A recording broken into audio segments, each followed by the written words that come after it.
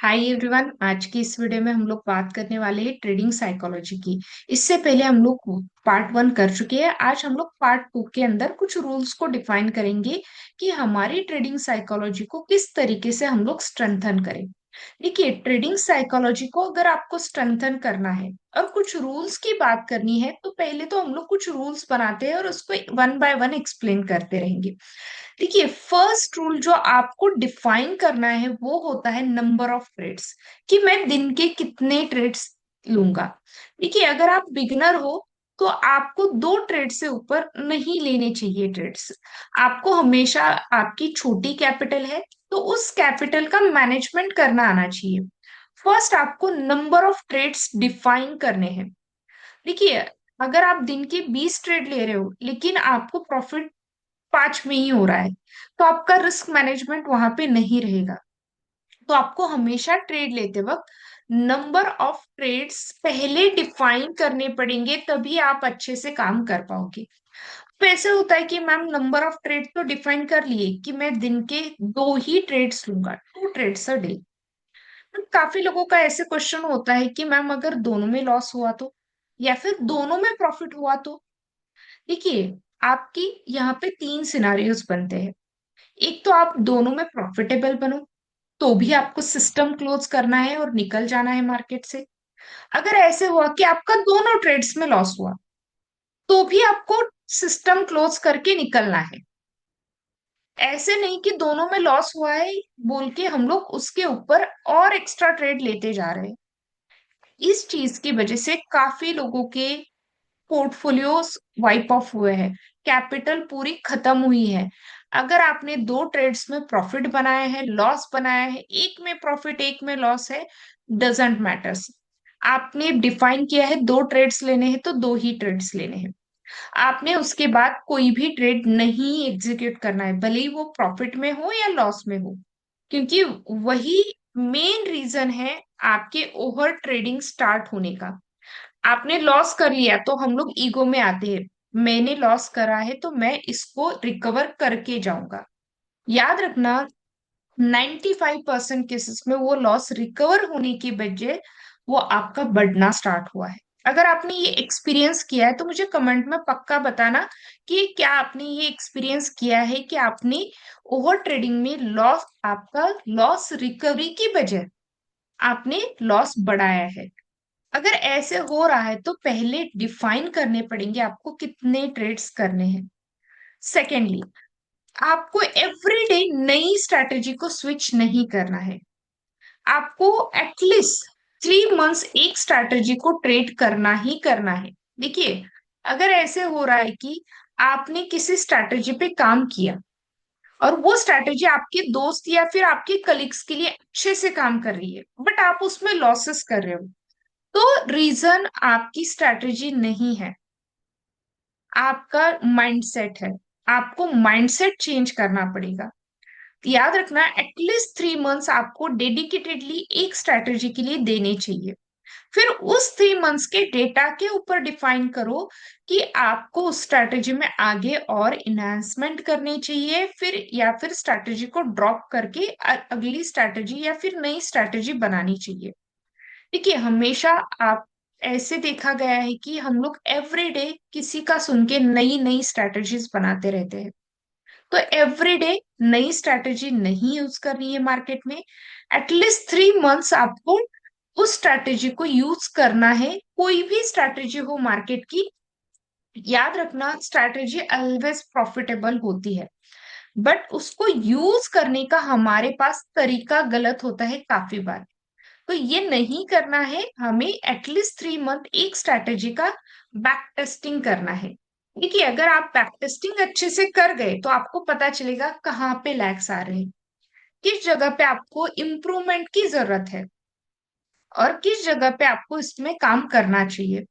देखिए, इम्प्रूवमेंट्स के अगर एरिया आपके लिए अच्छे से आपको पता चल गए, तो आप उसी स्ट्रैटेजी में अच्छे से प्रॉफिटेबिलिटी कर पाओगे। अब थर्ड पार्ट की बात करते हैं कि तीसरा, जो सबसे इंपॉर्टेंटली मैटर करता है, आपको सिर्फ रिसेंट ट्रेड पे प्रॉफिट है या लॉस है ये देखना है, या फिर रिसेंट ट्रेड के अंदर आपने क्या कर रहे हो? देखिए, थर्ड रूल होता है कि आपके प्रीवियस ट्रेड की इम्पैक्ट आपके रिसेंट ट्रेड पे नहीं आनी चाहिए। काफी बार ऐसे होता है कि मैंने कल लॉस किया है, आज मैं ज्यादा क्वांटिटी से ट्रेड करके लॉस रिकवर कर लूंगा। या फिर कल मैंने ज्यादा प्रॉफिट बनाया था, आज मैं उससे भी ज्यादा प्रॉफिट बनाऊंगा। रिसेंट ट्रेड का प्रॉफिट या लॉस हो, उसका इमोशन जो होता है ना, वो इमोशन आपकी सेकेंड डे या फिर सेकेंड ट्रेड पे आपका हैम्पर नहीं करना चाहिए। Generally this is the biggest mistake जो ट्रेडर से होती है। देखिए, आपका प्रीवियस ट्रेड जो भी है, पास्ट पास्ट ही होता है, उसका इम्पैक्ट आपके प्रेजेंट पे नहीं आना चाहिए। रिसेंट ट्रेड पे उसका इम्पैक्ट, जो भी इमोशंस बने हैं आपके, कि आपने प्रॉफिट बनाया था तो ग्रीड में आते हो, ओवर कॉन्फिडेंट होते हो, लॉस बनाया तो डिमोटिवेट होते हो।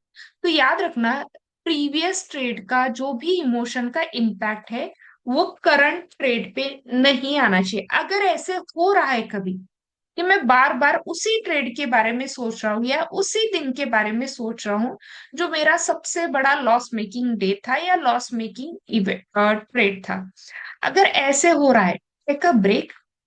आप 2-3 दिन की छुट्टी ले लेना मार्केट से। वहां पे आप देखना कि आप कहाँ पे गलत थे और कहाँ पे इम्प्रूवमेंट की जरूरत है। जब आप अगली बार मार्केट में आओगे, तो आपको उस ट्रेड को भूल के ही आना है।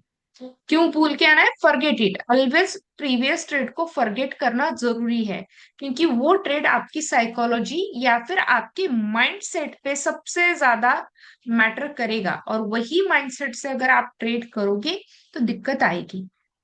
फोर्थ रूल है, जो one of the important rule है, कि देखिए, आपने सारी चीजें तो कर ली, स्ट्रेटेजी पढ़ ली, कैंडल्स पढ़ लिए, प्रीवियस ट्रेड्स के इमोशंस को हावी नहीं होने दिया, बट स्टिल लॉसेस हो रहे हैं। तो आपको पहले तो ट्रेडिंग जर्नल मेंटेन करना पड़ेगा। याद रखना, trading journal is a one of the way जिसमें हमारी मिस्टेक्स इंप्रूव हो सकती है। अगर आप नहीं जानते हो किस तरीके से ट्रेडिंग जर्नल बनाए, तो कमेंट करना, मैं आपको ट्रेडिंग जर्नल का एक फॉर्मेट बता दूंगी। मल्टीपल फॉर्मेट्स होते हैं, आपको एक फॉर्मेट बता दूंगी जिसके अंदर आप काम कर सकते हो। ट्रेडिंग जर्नल आपकी मिस्टेक्स को इम्प्रूव करने में हेल्प करता है।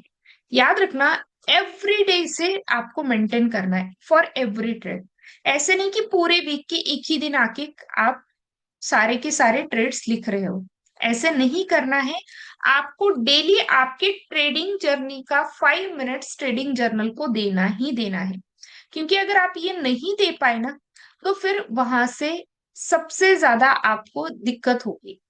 डेली ट्रेडिंग जर्नल तो मेंटेन कर लिया, बट जब आपके पास वीकेंड्स में या फिर मंथ एंड में टाइम हो, तो याद रखना, वीकेंड या मंथ एंड में एटलीस्ट एक बार उसको देखना जरूर, रिवाइज जरूर करना, कि पिछले महीने या पिछले वीक कौन सी मिस्टेक हुई थी।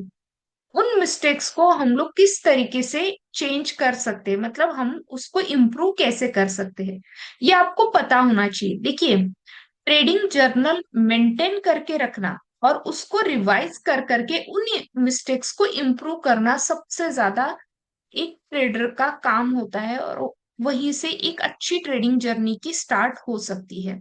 अब हम लोग बात करेंगे फिफ्थ रूल की। रूल होता है कि ऑलवेज आपको ये नहीं सोचना है कि आप ऑलवेज राइट रहोगे। मार्केट की प्रोबेबिलिटी को समझो।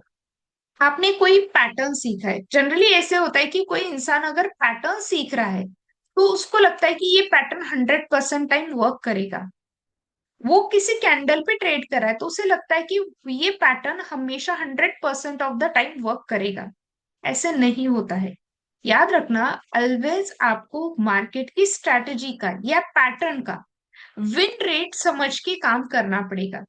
अब ये जो विन रेट होता है, आपको बैक टेस्टिंग या ट्रेडिंग जर्नल से पता चलेगा कि आपकी स्ट्रैटेजी या ट्रेडिंग जर्नल का विन रेट कितना है।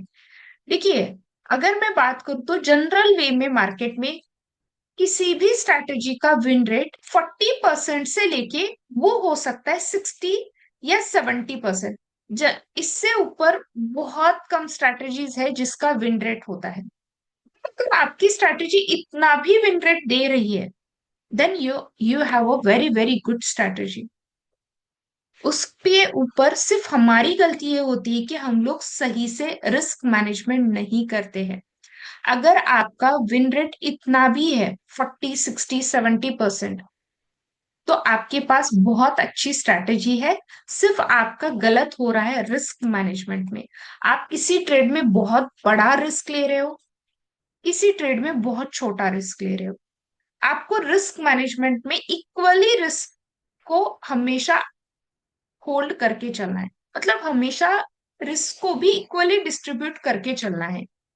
देखिए, अगर आप इक्वली रिस्क को डिस्ट्रीब्यूट करके चल रहे हो, तो अगर कुछ ट्रेड में आपका लॉस भी हुआ तो भी कोई दिक्कत नहीं होगी, फिर भी आप अच्छे से काम कर पाओगे मार्केट में।